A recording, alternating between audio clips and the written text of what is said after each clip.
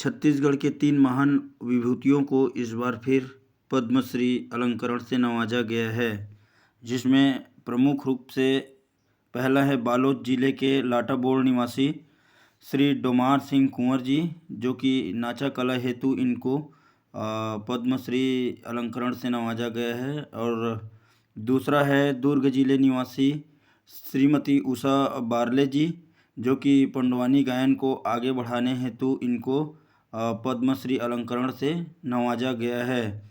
और आपको बता दें कि वही तीसरे नंबर पे हैं कांकेर जिले के गोविंदपुर निवासी अजय कुमार मंडावी जी, जिनको काष्ठ शिल्प कला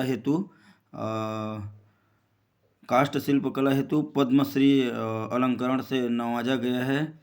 तो हम आपको बताते चले एक बार पुनः हमारे छत्तीसगढ़ को इन 3 महान विभूतियों को सम्मानित किया गया है पद्मश्री अलंकरण से।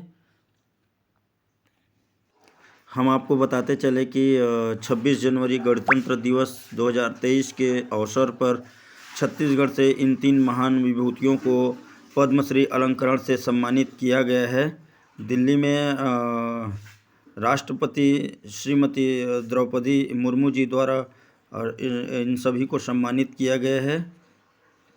इसके लिए बहुत बहुत धन्यवाद, आभार हमारे छत्तीसगढ़ को महत्व देने के लिए।